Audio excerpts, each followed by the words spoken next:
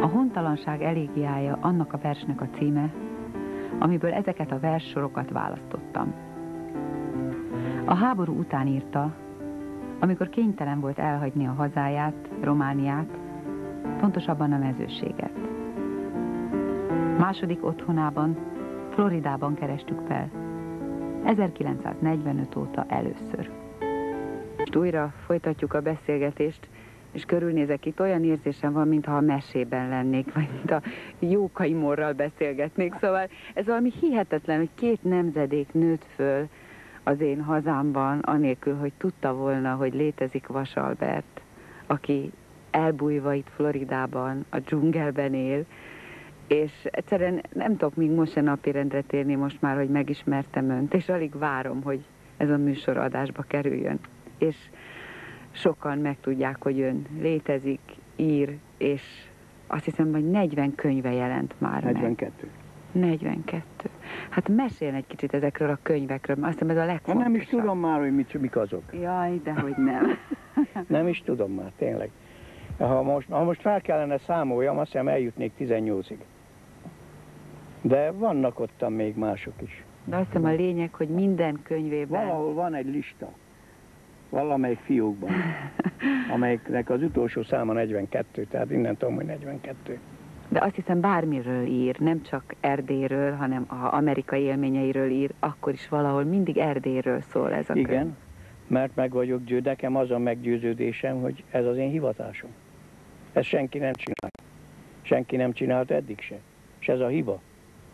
Ez a baj. Senki se ezért nem tudnak Erdélyről. Az amerikai iskolákban, elemi iskolától kezdve egészen fel az egyetemig azt tanulják, hogy Erdély a románok őshazája. Magyarokról nem tudnak semmit. Miért? Mert mi nem adtuk tudtukra. Mi úgy tele voltunk a saját nagyságunkkal, hogy nem éreztük magunkat méltónak az első világháború előtt és az első világháború után, hogy elvégezzük azt a felvilágosító munkát, amit aztán a csehek és a románok pompásan elvégeztek. Olyan pompásan, hogy oda most már nehéz behatolni. Tudnélik, az egyetemek világában ez így megy. Megjelenik egy könyv, egy történelmi tanulmány. Az listában van véve minden. Most valaki, mondjuk egy doktorátusi tézisen dolgozik, azzal kapcsolatban, arra hivatkozik. Most már arra hivatkozik, mint tényre, ami abban a könyvben van. Azt a hivatkozás, ez benne van nyomtatva, természetesen ebben is. Ez most egy láncolat lesz ebből. Amikor valaki ma elkezdi nézni, kutatni, hogy hogyan került ez az bizonyos adat. Mondjuk, hogy Erdély román. Hol kezdődött? Majdnem lehetetlen megtalálni. Mert ez egyik hivatkozik a másikra. Ez így megy tovább.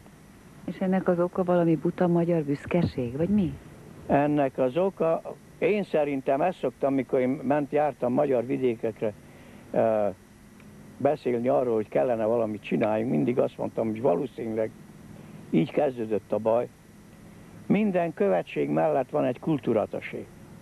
Annak a kultúratasénak az az egyetlen dolga, hogy figyelje, hogy abban az országban mi jelenik meg nyomtatásban magyarokra vonatkozólag. És azt azonnal jelentse otthon, és tegye meg a lépéseket, ha nem igaz. Ahogy ki tudtam nyomozni, a mi utolsó kultúratasénk egy fiatal Széchenyi volt.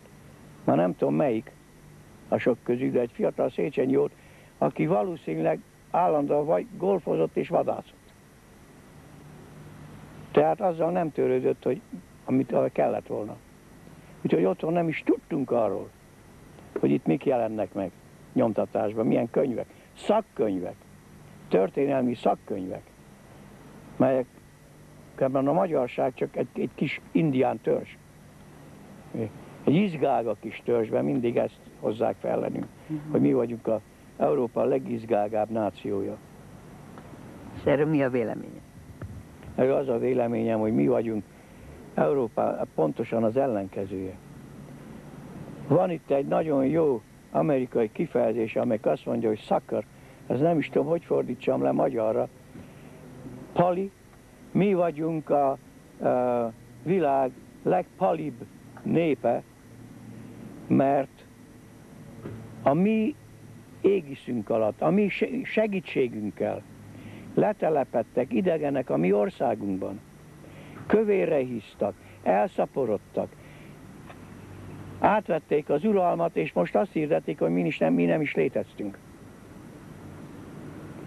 Az első román írás, nyomtatás magyar nyomdában készült, magyarok írták, hogy szegény rományoknak legyen a Bibliájuk románul.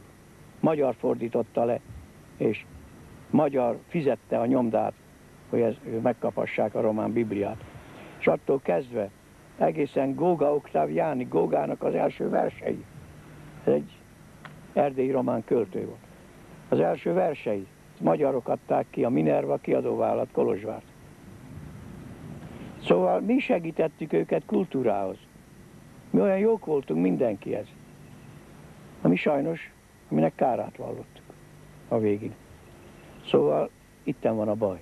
És ezen ma már nagyon-nagyon nehéz segíteni. Mert ha az ember, például én, mint egyetemi tanár elmentem, meghívtak, hogy egy másik egyetemhez, hogy ott tartsak előadást Erdélyről, türelmesen végighallgatják, és a végén azt mondják, hogy ez mind nagyon szép, de a tudományos könyvek egészen másképpen mondják. A uraságod egy kicsit elfogult. Szóval én a Romániával, Kolozsvár találkoztam. A találkozás egy nagyon érdekes körülmények között történt. Január 19-én 1919-ben. Én akkor 12. évenben voltam, és ott volt egy nagy tüntetés január 19-én a New York szálloda előtt, ahol egy francia tábornok, a nevére már nem emlékszem, de benne van a történelemkönyvekben a neve. Ő volt ott, és a magyarok küldöttségben mentek oda kérni, hogy szabadítsanak meg a románoktól. Na ott a főtér megtelt teljesen emberekkel, én is ott voltam közöttük, családom minden tagja szétszóródva. És akkor körülvették a tömeget a román katonák, és kezdtek lőni a tömegre. Életemben olyan sebesen még nem futottam. Ha tudtam volna később életemben úgy szaladni, mint hogy akkor szaladtam, akkor az olimpiászra küldtek volna. Emlékszem, hogy tudja mi a konflis? Egy konflisok parkoltak ott a főtérnek az egyik oldalán. Két ember már ugrott be a kocsiba, mikor én keresztül ugrottam a kocsin a két ember mellett, és úgy szaladtam, és emlékszem, még ma is látom, a kövezeten szikráztak a golyók. De a Deák Ferenc utcában laktam, tehát közel kellett szaladnom, és én befutottam baj nélkül, de láttam a szemközti ablakból egy román tiszt pisztollyal lőtt a tömegbe, jól célozva.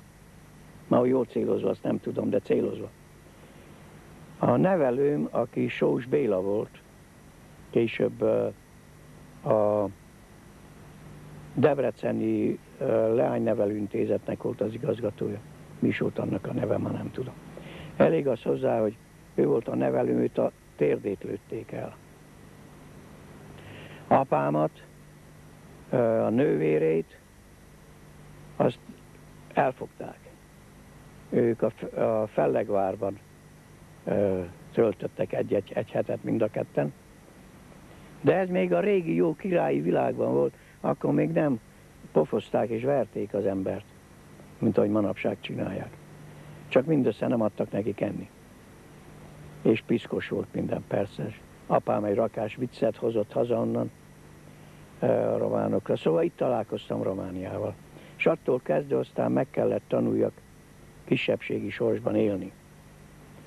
Amit megtanultam. És megint csak úgy mondj itt, mint ott itt is. Annyiban szerencsém volt, hogy amikor katonáskodásra került a sor, akkor én már elvégeztem az egyetemet Debrecenben, és mielőtt tovább mentem volna, behívtak. Ekkor volt a román királynak az az ötlete, hogy keverni kell az erdélyi magyar arisztokráciát a román arisztokráciával. Tehát az én korosztályomat behívták Bukarestbe a királyné gárdahuszárjai közé. Egy nagyon-nagyon előkelő gárdaezred volt. Olyan balkánian nagyszerű volt, hogy például a zőrmester vigyázvan állt előttem, és engedelmet kért, hogy megmondjon valamit. Vadászni vittek állandóan, a Cantacuzino, Stirbészó, ilyenekkel voltam együtt, és a katonáskodás az nagyon kevés volt. Lovagolni azt természetesen tudtam, szóval nem volt baj, de a lovamat is más pucolta, a nyergemet is más takarítottam, még a csizmámat is más pucolta. Szóval így lettem hadnagy, ami nagyon jó volt.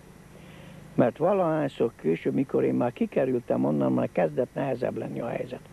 Kezdett a jobb oldal előre törni, és a magyar üldözés kezdetét vette, de például ilyenek dolgok voltak. A szomszéd községbeli fekete laki magyar református lelkész akart egy táncmulatságot rendezni, hogy új fedelet tegyenek a templomra. Nem kapta meg az engedélyt. A csendőrőrmester volt az, aki letiltotta, mert közveszélyes. Erre felvettem Rosior hadnagyi egyenruhámat, bementem a Mócsi csendőrőrsre, és úgy lehordtam azt a csendőrőrmestert, hogy nem győzött haptákba állni előttem. Jól lehordtam. Bukaresti tájszólással. Mert ott tanultam meg jó románul. Ugye? Tehát persze rögtön minden megvolt. Valahányszor egy hivatalba kellett elmenjek, felvettem a Rosiori egyenruhámat, és egyszerre minden megvolt. Na aztán jött a felszabadulás. Itt most az volt, itt van egy humoros dolog ezzel kapcsolatban.